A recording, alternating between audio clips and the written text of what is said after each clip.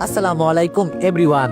তোর অপেক্ষায় গল্পের সিজন 2 পঞ্চম পার্ট। তো চলো বেশি কথা না কইয়া গল্প শুরু করা যাক। রুমে আসতে আমার মাথাটা ব্যথা করতে লাগলো।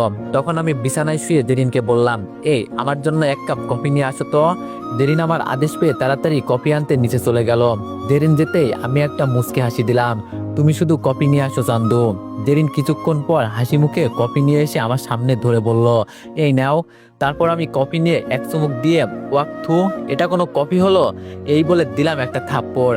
আমার থাপ্পড়কে জেরিন একটু দূরে ছিটকে পড়লো আর গালে হাত দিয়ে আমার দিকে করুণ চাহনিতে তাকিয়ে রইল। আমি বললাম, এত বড় দামড়ি হয়ে গেছে তো এখনো কফি বানাতে শেখোনি? যা, তা বানিয়ে নিয়ে আয়। কফি খাওয়ার মুডটাই চলে গেল। জেরিন বলল, তুমি এমন করে কথা বলছো কেন? আমি তো কফি ভালো বানিয়েছি।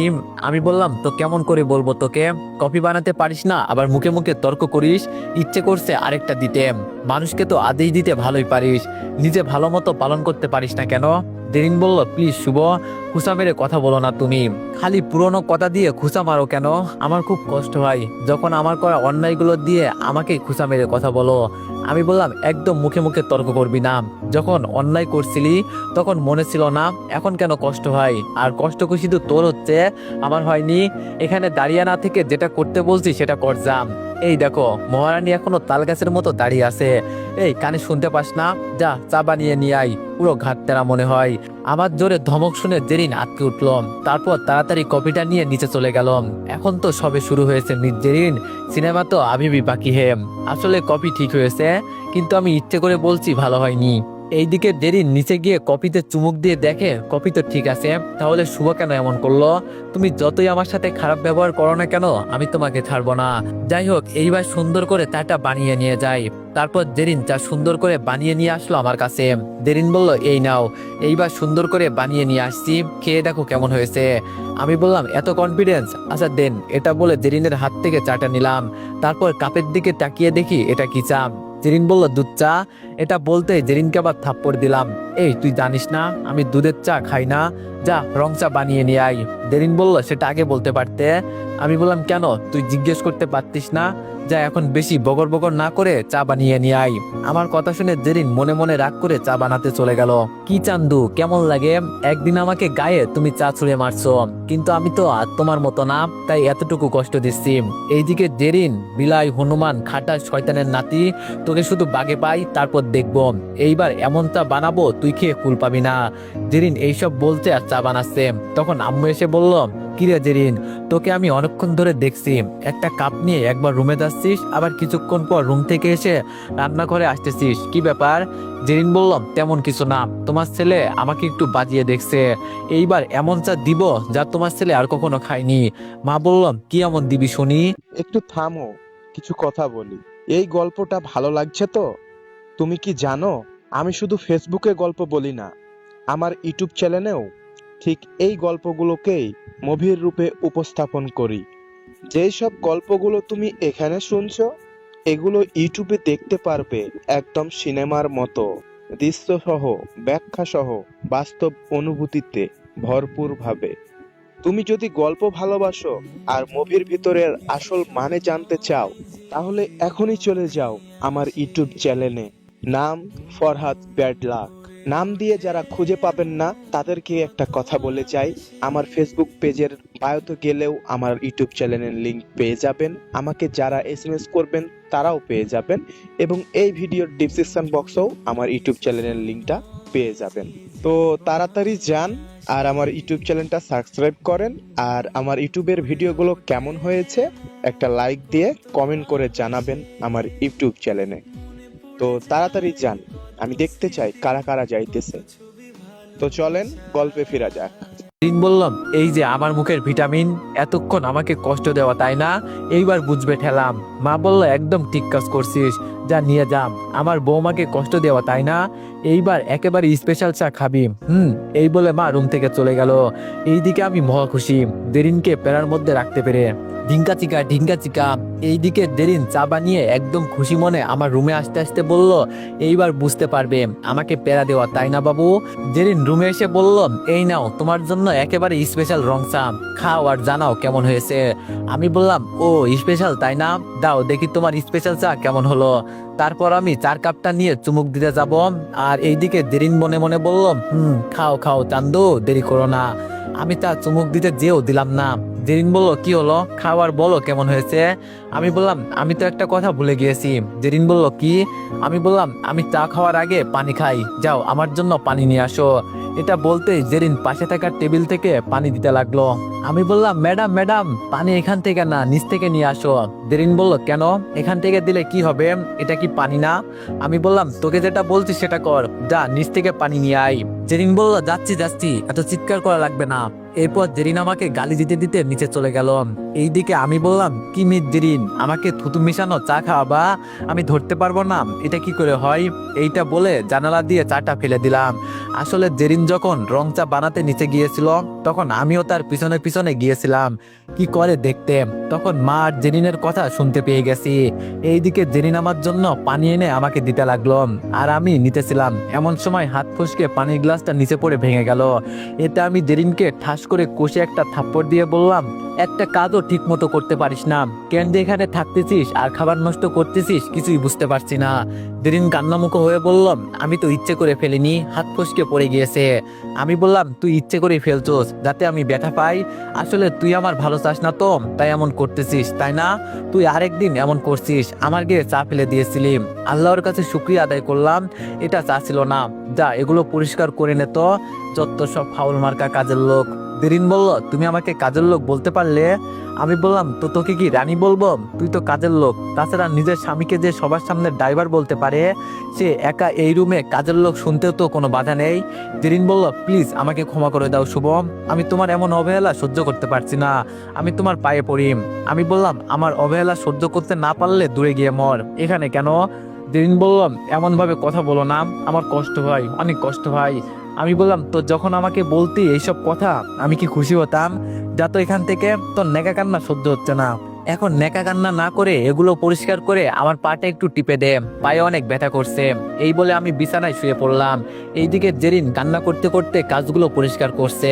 পরিষ্কার করা শেষ হলে জেরিন আমার পায়ের পাশে এসে সুন্দর মতো পা টিপে দিতে লাগলো। আমি বললাম, আহ কি শান্তি, নরম নরম হাতে জেরিন পা টিপে দিচ্ছে, আমার তো আরাম লাগছে, এই ভালো করে পা টিপে দে। জেরিন বলল, দিচ্ছি। এটা বলে জেরিন মনে মনে বলতে লাগলো, আর কত কষ্ট দিবা শুভ, এইবার তো মেনে নাও, আমি না হয় ভুল করে তোমাকে কষ্ট দিচ্ছি, কিন্তু তুমি কেন জেনে কষ্ট দিচ্ছ। এইদিকে জেরিন এগুলো ভাবতে ভাবতে আমার দিকে তাকাতে দেখলো আমি ঘুমিয়ে গেছি। জেরিন পা টিপা বন্ধ করে আমার ঘুমন্ত চেহারার দিকে তাকিয়ে আছে। কি মাসুম চেহারা, আগে কত ভুলো ভালা ছিল, আর এখন রাগ নাকের ডগাতে থাকে। কিন্তু যাই হোক না কেন, তোমার রাগী মুখটা অনেক কিউট লাগে আমার কাছে, আর হারাতে চাই না তোমাকে আমি এইবার, গাথিয়া রাখিব তোমার আমি এই মনের ভিতরে শতবার, যদি অধিকারটা দাও আর একবার, দেখিতে পারবো না তোমাকে অন্য কারো হতে, যেই দিন দিবা দূরে ঠেলে আমাকে, সেই দিন চলে যাব বহু দূরে। এইসব ভাবতেছে, তখনই ইশারের আজান জেরিনের কানে আসতেই জেরিন বিছানা থেকে উঠে অজু বানিয়ে নামাজ পড়তে গেল। জেরিন নামাজ পড়া শেষ করে মোনাজাতে কান্না করে আর আল্লাহর কাছে আমাকে চাইতেছে, হে আল্লাহ রহমান রহিম, আমি তোমার পাপিষ্ট বান্দা, আল্লাহ অনেক গুনাহ আমি করেছি, আল্লাহ তুমি এত রহমান যে তোমার কাছে পাহাড় পরিমাণ গুনাহ নিয়ে আসলেও তুমি তাকে ক্ষমা করে দাও। হে আল্লাহ তুমি আমাকে ক্ষমা করে দাও, হে আল্লাহ তুমি আমার উপর রহম করো, আল্লাহ আমি তোমার কাছে সাহায্য চাচ্ছি।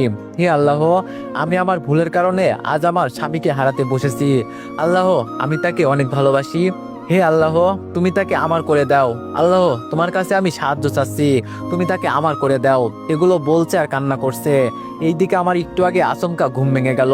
তারপর বিছানা থেকে উঠতে সামনে তাকিয়ে দেখি জেরিন নামাজ পড়তেছে। তারপর আমি তার দিকে তাকিয়ে থাকলাম এবং নামাজ শেষ করে সে মোনাজাত করতে লাগলো। আর মোনাজাত শুনে আমি তো অবাক হচ্ছি, একটা মেয়ে কতটা ভালোবাসতে পারলে তার প্রিয় মানুষকে মোনাজাতে চাই, আসলে আমি অনেক ভাগ্যবান। আচ্ছা আমি কি জেরিনের সাথে খারাপ করছি না তো, মেয়েটা তো তার ভুল বুঝতে পারছে, তাহলে আমি এমন করছি কেন, আমার কি এখন তাকে মেনে নেওয়া উচিত, না না এটা আমি কি ভাবছি। এইদিকে জেরিনের কথা ভাবতে ভাবতে জেরিন জেরিন যে কখন আমার সামনে চলে আসলো আমি বুঝতে পারিনি। জেরিন আমার সামনে এসে একটু ধাক্কা দিয়ে বলল, এই যে কোথায় হারিয়ে গেলেন? জেরিনের ধাক্কাতে আমি ভাবনা থেকে চলে আসলাম। আমি বললাম, কই, কোথাও না তো। জেরিন বলল, আচ্ছা শুয়ে পড়েন, আমি পা টিপে দিই। আসলে নামাজ পড়তে গিয়েছিলাম তো, তাই এতক্ষণ পা টিপতে পারিনি। আমি বললাম, সমস্যা নাই, পা টিপা লাগবে না। এটা বলেই আমি ওয়াশরুমে চলে গেলাম। এইদিকে জেরিন আমার যাওয়ার দিকে তাকিয়ে আছে। কপালটা কত খারাপ হলে নিজের স্বামী এত কাছে থেকেও দূরে থাকে। এটা বলতে বলতে জেরিন রুম থেকে বের হয়ে রান্নাঘরে চলে গেল। এইদিকে আম্মু জেরিনকে রান্নাঘরের দিকে যেতে দেখে বলে উঠলো, কোথায় যাচ্ছিস? জেরিন বলল, এই তো মা, রান্নাঘরে খাবার আনতে। আম্মু বললাম, তার দরকার নেই, এসে আমার পাশে বস। জেরিন আম্মুর কথা মতো আম্মুর পাশে গিয়ে বসলো। আম্মু বললাম, আমার ছেলে তোমাকে অনেক কষ্ট দেয় তাই না মা? জেরিন বলল, সিসি এসব কি বলছেন মা? শুভ আমাকে কষ্ট কেন দিবে? আম্মু বলল, থাক, আর মিথ্যা বলতে হবে না। আমি আজ দেখছি তোমাকে শুভ কয়টা থাপ্পড় দিছে। আচ্ছা তুই কেমন মেয়ে যে এত কষ্ট নিজের কাছে লুকিয়ে রাখিস? জেরিন বলল, কি করব মা, তুই যেমন করেছি তেমন শাস্তি পেতে হবে। আম্মু বলল, এইভাবে আর কত সহ্য করবি? জেরিন বলল, যতদিন উনি মেনে না নেয়। আম্মু বলল, আর কতদিন লাগবে? জেরিন বলল, যতদিন তার অভিমান না ভাঙাতে পারি। আম্মু বলল, আর যদি অভিমান ভাঙাতে না পারিস তখন? জেরিন বলল, তখন হারিয়ে যাব অনেক দূরে, যেখান থেকে আর কেউ ফিরে আসা সম্ভব না। আম্মু খেয়াল করলো জেরিনের চোখে পানি, তাই আম্মু জেরিনের চোখের পানি হাত দিয়ে মুছে বলল, পাগলি একটা, আমি থাকতে তোকে কোথাও যেতে দিব না। আচ্ছা একটা বুদ্ধি দিচ্ছি, এটা কাজ করবে মনে হয়। জেরিন বলল, কি, তাড়াতাড়ি বলো। তারপর আম্মু জেরিনের কানে কানে কথাটা বলল। জেরিন আম্মুর কথা শুনে বলল, না না মা, এটা করতে পারবো না, হয়তো এটা করলে শুভ আমার কাছ থেকে দূরে সরে যেতে পারে। আম্মু বলল, তুই দেখিস, এমনটা কিছুই হবে না, তুই একটু ট্রাই করতে পারিস। জেরিন বলল, না না মা, আগে কয়েকদিন যাক, তারপর না হয় দেখি কি করা যায়। আম্মু বললাম, আচ্ছা তোর ইচ্ছে, তোর জিনিস, তুই কেমনে কি করবি তুই ভালো জানিস। জেরিন বলল, আম্মু বলল, আচ্ছা তুই এই আবুলকে আগে বলছিস নাকি আবুল তোকে আগে বলছে ভালোবাসার কথা? জেরিন বলল, আমি আগে বলছি, কিন্তু তোমার ছেলে আমাকে পাত্তা দিত না। আম্মু একটু খুলে বলতো। জেরিন বললাম, তাহলে শোনেন। এই বলে জেরিন বলতে লাগলো, আপনারা জানেন তাই আর বললাম না। এইভাবে শাশুড়ি বউ নানান কথা দিয়ে আড্ডা দিতে লাগলো। এইদিকে আমি ফ্রেশ হয়ে পড়তে বসছি, কারণ কিছুদিন বাকি সেমিস্টার পরীক্ষার। অনেকক্ষণ পড়লাম, তারপর বই বন্ধ করে ফোন টিপতে লাগলাম। এমন সময় মা নিচ থেকে ডাক দিল খাবার খাওয়ার জন্য, তাই দেরি না করে খেতে গেলাম। খাওয়া দাওয়া শেষ করে রুমে এসে সোফায় শুয়ে পড়লাম। একটু পরে জেরিনও রুমে এসে শুয়ে পড়লো। কিছুক্ষণ দুইজনের মাঝে নীরবতা চললো। তারপর নীরবতা ভেঙে জেরিন বলে উঠল, আচ্ছা শুভ, আমরা কি আগের মতো হতে পারি না? আমি বললাম, আচ্ছা সন্ধ্যাবেলায় যে গ্লাসটা ভাঙলো ওটা কি আবার আগের মতো হবে? জেরিন বলল, না, হতে পারে না। আমি বললাম, তেমন ভাবে আমার উত্তর না। জেরিন বলল, একটা জড় পদার্থের উদাহরণ কেন দিচ্ছ? আমরা চাইলে সব সম্ভব, প্লিজ আমাকে তুমি কাছে টেনে নাও, আমি তোমাকে প্রচুর ভালোবাসি। আমি বললাম, শুধু ভালোবাসা দিয়ে জীবন চলে না, ভালো সবাই বাসতে পারে, কিন্তু বিশ্বাস সবাই করতে পারে না। একটা সম্পর্ক টিকে থাকতে হলে দুইজন দুইজনের প্রতি ভালোবাসা, বিশ্বাস, আস্থা সব থাকতে হয়। সেই বিশ্বাস আপনার মধ্যে নেই। জেরিন বলল, আমি মানছি আমি ভুল করছি, এটা শাস্তি তুমি এখন আমাকে দিচ্ছ, কিন্তু তুমি কেন ভুল করছো? তোমাকে বিশ্বাস করতে পারিনি বিধায়, তোমাকে ভালোভাবে জানি না বিধায় এমন ভুল করেছি। কিন্তু তুমি সব জানো, তুমি এটাও জানো আমি তোমাকে কতটা ভালোবাসি, তুমি এটাও জানো তোমাকে এখন আমি কতটা বিশ্বাস করি, তারপরও তুমি ভুল করছো। আমি বললাম, এটা ভুল তুমি সব জানতে, তোমাকে বোঝানো হয়েছে, কিন্তু তুমি বোঝোনি, এটা তোমার ব্যর্থতা। জেরিন বলল, আচ্ছা আমি না হয় বুঝতে পারিনি, কিন্তু তুমি সব বুঝে কেন আমার মতো একই ভুল করছো? জেরিনের এমন কথায় আমি কি বলবো ভাষা হারিয়ে ফেলেছি। জেরিন বলল, যাই হোক, তোমার জন্য নিজের শেষ নিঃশ্বাসটুকু পর্যন্ত অপেক্ষা করব। অপেক্ষাতে থাকবো কখন তুমি বুকে টেনে নিবে, অপেক্ষাতে থাকবো কখন তুমি জান বলে ডাকবে। হয়তো এমনও হতে পারে অপেক্ষা করতে করতে এই জীবন চলে যাবে, তবু অপেক্ষাতে আছি তোমার, সারা জীবন থাকবো। এই বলে জেরিন চুপ হয়ে গেল। আমি তো সেই কখন থেকে চুপ, কারণ জেরিনের কথাগুলো আমার মাথায় ঘুরপাক খাচ্ছে।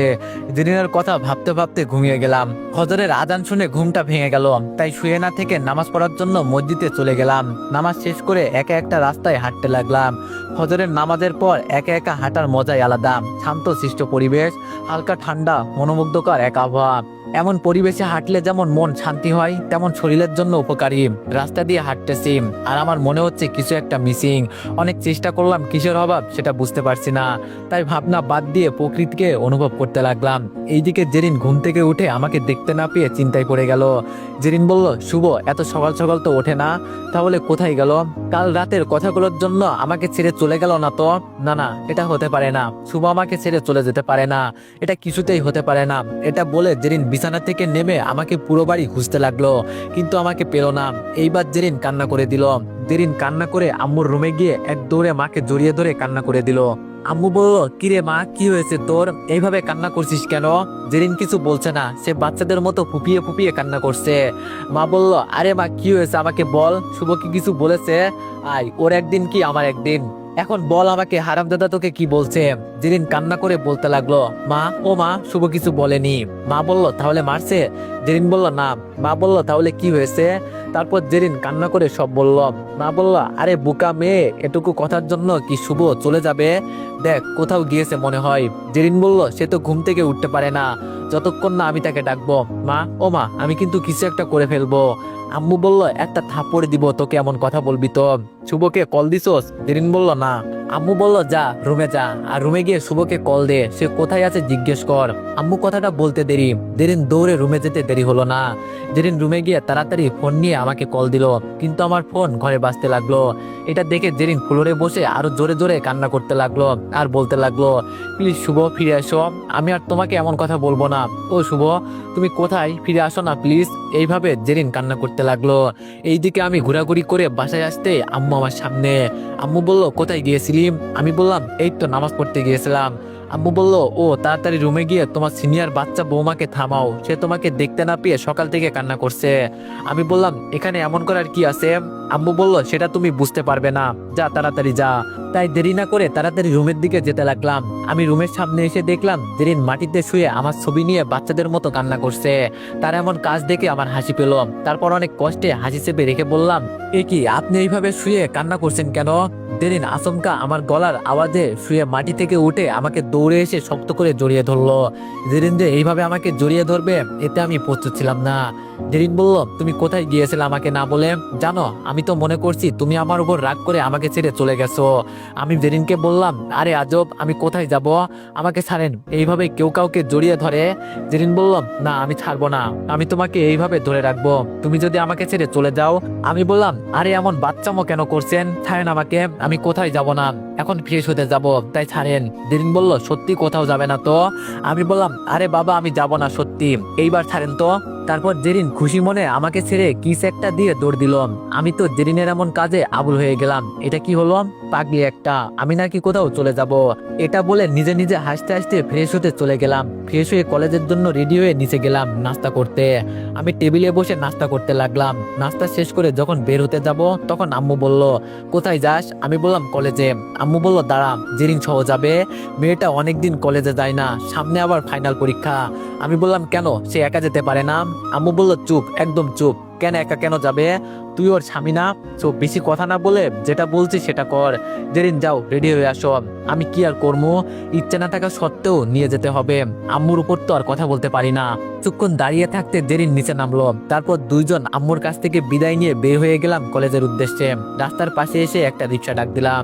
জেরিন বলল, এই রিক্সা কেন ডাক দিচ্ছ, বাইক আছে না, বাইকে করে যাব। আমি বললাম, বাইকে করে যাব, কিন্তু শুধু আমি একা, আর আপনি রিক্সা করে যাবেন। জেরিন বলল, কেন কেন, আমি কেন রিক্সা করে যাব? আমি বললাম, কেন মানে, আমি আপনাকে নিব না, তাই আপনি রিক্সা করে যাবেন। এটা বলতে বলতে রিক্সা চলে এসেছে। আমি বললাম, এই নিন, আপনার রিক্সা চলে এসেছে। জেরিন বলল, আমি উঠবো না, আমি তোমার সাথে ছাড়া যাব না। আমি বললাম, এত বেশি পেঁচাল পারতে হবে না, যাওয়ার ইচ্ছে হলে যান, আর না হলে যেন না। জেরিন আমার এমন কথা শুনে বলল, আমি কিন্তু আম্মুকে বলবো আপনি যে আমাকে নিয়ে যাচ্ছেন না। রিক্সাওয়ালা মামা বলল, আরে মামা, গেলে বলেন, না হলে আমি গেলাম। আমি বললাম, আরে দাঁড়ান মিয়া, এই যান, আপনি গিয়ে আম্মুকে বলেন, আর আপনার এত যখন বাইকে করে কলেজে যাওয়ার এত শখ, তাহলে আপনি চাইলে বাইক নিয়ে যান, আমি আজ কলেজে যাব না, কলেজে যাওয়ার মুডটাই নষ্ট হয়ে গেছে, ধ্যাত। এটা বলে বাসার দিকে ফিরে আসতে লাগলাম। জেরিন আমার এমন ব্যবহার দেখে মন খারাপ করে নিল। জেরিন বলল, দাঁড়ান, থাক, আমি রিক্সা করে যাচ্ছি, আপনি বরং বাইকে করে আসেন। এটা বলে জেরিন কান্না জড়িত মুখ নিয়ে রিক্সায় উঠে বলল, এই মামা, চালান। তারপর জেরিন চলে যেতে লাগলো। এইদিকে আমি জেরিন যাওয়ার পর বাইক নিয়ে কলেজের দিকে রওনা দিলাম। কিছুক্ষণ পর কলেজে পৌঁছে বাইক পার্ক করে আমগাছতলে গেলাম, কারণ সেখানে মামুন বসে আছে। আমি যেতেই মামুন বলল, কিরে দোস্ত, কি অবস্থা? আমি বললাম, ভালো, তুই? মামুন বলল, ভালো, কিন্তু বন্ধু, তোর কাছ থেকে এটা আশা করিনি। আমি বললাম, কি করছি আমি?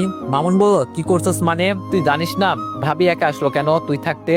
আমি বললাম, সেটা আমাকে কেন জিজ্ঞেস করছস, তুই তাকে গিয়ে বল।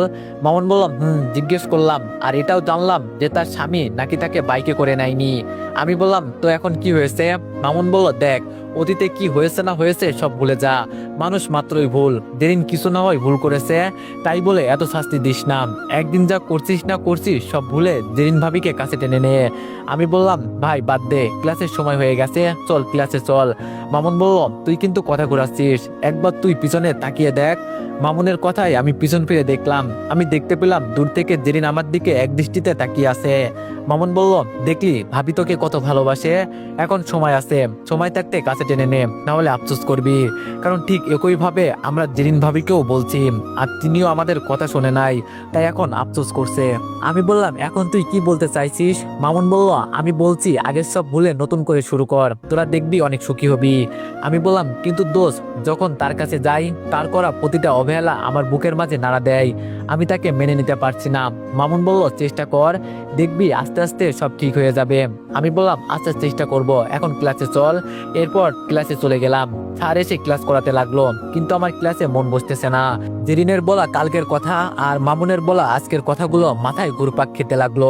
যাই হোক, সব কথার অবসান ঘটিয়ে ক্লাস করতে লাগলাম। আমি ক্লাস করা শেষ করে নিজের মতো চলে আসলাম। চাইলে জেরিনকে আনতে পারতাম, কিন্তু কেন আনিনি সেটা নিজেও জানি না। এইভাবে কেটে গেল এক সপ্তাহ। এই এক সপ্তাহে আমি জেরিনের প্রতি অবহেলা কিছুটা পরিবর্তন হলেও পুরো পরিবর্তন হলো না। এই এক সপ্তাহে মা বাবা এবং কি আপু ফোন করে অনেক বুঝিয়েছে জেরিনকে মেনে নিতে, কিন্তু কেন জানি মন দিচ্ছে না। আমার মন আমাকে বাধা দিচ্ছে, তাই এখনো মানতে পারছি না। রাত বাজে 1টা, এখনো চোখে ঘুম নেই, কারণ মাথায় শুধু জেরিনের কথা ঘুরপাক খাচ্ছে। আজ কেন জানি মনের ভিতরে অনুশোচনা হচ্ছে। আমার মনে হচ্ছে আমি জেরিনের প্রতি অনেক অন্যায় অবিচার প্রচুর কষ্ট দিয়ে ফেলেছি। মেয়েটা না হয় কিছুটা ভুল করেছে, তার জন্য অনেক শাস্তি দিছি, তাই বলে এত কষ্ট দেওয়া ঠিক হচ্ছে না। জেরিন হয়তো আমাকে প্রচুর ভালোবাসে, তাহলে আমি কেন মেনে নিচ্ছি না? আমি তো জেরিনকে ভালোবাসি, তাহলে কেন এমন করছি? আমি জেরিনকে মেনে নিব, তা কালকের মধ্যেই। তাই আজকে মনে মনে ঠিক করলাম জেরিনকে কাল মেনে নিব। এই মন যত বাধা দিবে আমি তত বাধা ভেঙে জেরিনকে মেনে নিব, এটা বলে নিজের মধ্যে একটা প্রতিজ্ঞা করলাম। তারপর খুশি মনে ঘুমিয়ে গেলাম। পরের দিন আমার ঘুম ভাঙতে আমি অবাক হলাম, সকাল হয়ে গেছে, জেরিন বিছানায় নেই। তারপর মোবাইল বের করে টাইম দেখলাম, এতে আরো অবাক হলাম, 10টা বেজে গেল আর জেরিন আমাকে ঘুম থেকে ডাকলো না। অথচ 2 দিন ব্যতীত আর এমন একটা দিন হয়নি যে জেরিন আমাকে ঘুম ভাঙায়নি। আমি জেরিনকে শত অপমান করলো জেরিন আমার ঘুম ভাঙাবে, কিন্তু আজ এমন কি হলো যে সকাল 10টা বেজে গেল তাও জেরিন আমাকে ডাক দিল না? আরে ধুর, কি ভাবছি, হয়তো এমনি ডাকিনি, যাই ফ্রেশ হয়ে নিচে যাই। তারপর আর দেরি না করে ফ্রেশ হয়ে নিচে গিয়ে জেরিনকে খুঁজতে লাগলাম। জেরিনকে না পেয়ে আম্মুকে ডাক দিলাম, আম্মু, ও আম্মু কোথায় তুমি? আম্মু আমার ডাক শুনে রুম থেকে বের হয়ে বলতে লাগলো, কিরে ছাগলের ছানার মতো মেমা করছিস কেন? আমি বলছি তোমার এই ছানার খিদে লাগছে, কিছু খেতে দাও। আম্মু বললাম, আমি দিতে পারবো না, তোর হাত নেই, তুই খেয়ে নে, টেবিলে রাখা আছে। আমি বললাম, আম্মু, আর বলতে পারলাম না, এর আগে আম্মু চলে গেল। আমি আর কি করব, নিজে নিজে নাস্তা করে চলে আসলাম কলেজে। আমি কলেজে পৌঁছে প্রথমে জেরিনের কাছে গেলাম। আমি বললাম, আমাকে আজ ডাকুনি কেন?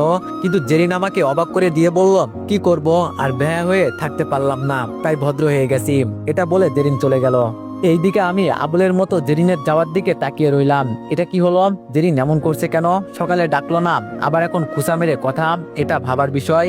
এইসব ভাবতে ভাবতে আমি ক্লাসে চলে গেলাম। তারপর একে একে সব ক্লাস শেষ করে একটু তাড়াতাড়ি ক্লাস থেকে বের হয়ে জেরিনের জন্য অপেক্ষা করতে লাগলাম। তারপর একটু পর দেখলাম জেরিনকে আসতে। জেরিন যখন কলেজ গেট পার করে রিক্সা ডাক দিলাম, তখন আমি জেরিনের কাছে বাইক নিয়ে বললাম, বাইকে ওঠো, দুইজন একসাথে যাবো চলো। এটা বলতে জেরিন বলল, ধন্যবাদ, আমার রিক্সা চলে এসেছে। তারপর জেরিন রিক্সায় উঠে আমাকে উদ্দেশ্য করে বলল, এখন যখন একে একে আসতে পেরেছি, আজকেও যেতে পারবো, এই মামা চলেন। এটা বলে জেরিন চলে যেতে লাগলো। এইদিকে আমি একের পর এক অবাক হচ্ছি, কারণ জেরিন আমাকে ইগনোর করছে, মনে হয় প্রচুর রাগ করছে, তাই কিছু একটা ভাবতে হবে মহারানীর রাগ ভাঙানোর জন্য। তারপর আমি আর এখানে দাঁড়িয়ে না থেকে চলে গেলাম বাড়িতে। তারপর রুমে এসে ফ্রেশ হতে গেলাম। ফ্রেশ হচ্ছি এমন সময় মনে হলো আমি তো কাপড় আনিনি, এখন কি করি? এই তো বুদ্ধি পাইছি, তাই ফ্রেশ হয়ে কোমরে টাওয়াল পেঁচিয়ে ওয়াশরুম থেকে বের হলাম। এমন সময় জেরিনও রুমে ঢুকলো। জেরিন আমাকে এমন অবস্থায় দেখে চিৎকার দিতে যাবে, আমি দৌড়ে গিয়ে জেরিনের মুখ চেপে ধরলাম। আমি বললাম, এটা কি করছো? আর একটু হলে পুরো বাড়ি মাথায় তুলতাম। জেরিন চোখ দিয়ে ইশারা করে বোঝাচ্ছে তার মুখ থেকে হাত ছড়াতে। আমি এটা বুঝতে পেরে তাড়াতাড়ি হাত ছড়িয়ে নিলাম। জেরিন বলল, এইভাবে কেউ মুখ চেপে ধরে? আর একটু হলে তো গেছিলাম। আমি বললাম তো কি করব, এইভাবে চিৎকার দিচ্ছ কেন? জেরিন বলল এইভাবে থাকলে কি করব? আমি বললাম কেন ভালোবাসবে, আর এখানে এত রিয়াক্ট করার কি আছে, আমি তো তোমার স্বামী। জেরিন বলল হয়েছে হয়েছে, নাটক কম করো, এখন সামনে থেকে সরো তো, আমার কাজ আছে, আর পারলে কাপড় পরে নাও। আমি বললাম আমি আবার কি নাটক করছি? জেরিন বলল সেটা তুমি ভালো জানো, এখন একরকম ব্যবহার, আর একটু সময় হলে বলবে এটা আমি দুষ্টুমি করছি। এটা বলে জেরিন চলে যেতে যাবে, তখন আমি জেরিনের হাত ধরে টান দিয়ে আমার কাছে টেনে নিয়ে আসলাম। তারপর জেরিনের কোমর জড়িয়ে ধরে বলতে লাগলাম কি সমস্যা তোমার, আমাকে এড়িয়ে চলছো কেন? জেরিন বলল ছাড়ুন আমাকে, আমার কাজ আছে, ছাড়ুন। আমি বললাম না ছাড়বো না, আগে বলো আজ সকালে আমাকে ডাকুনি কেন, বাইকে কেন উঠলে না? জেরিন বলল এটা আপনি ভালো জানেন, আপনি তো চাইছেন আমি আপনাকে ঘুম থেকে আর না ডাকি, তাই আমি আপনাকে ডাকি না। আপনি তো চাইছেন আমি যাতে আপনার বাইকে না উঠি, তাই উঠতাম না, তাই এটাতে কি আমার দোষ? ছাড়েন আমার। এটা বলে জেরিন জোর করে ছুড়ে গেল আমার কাছ থেকে। আমি বললাম তোমার দোষ নেই, কিন্তু তুমি তো জোর করে উঠতে পারতে, এতে কি আমি মানা করছি?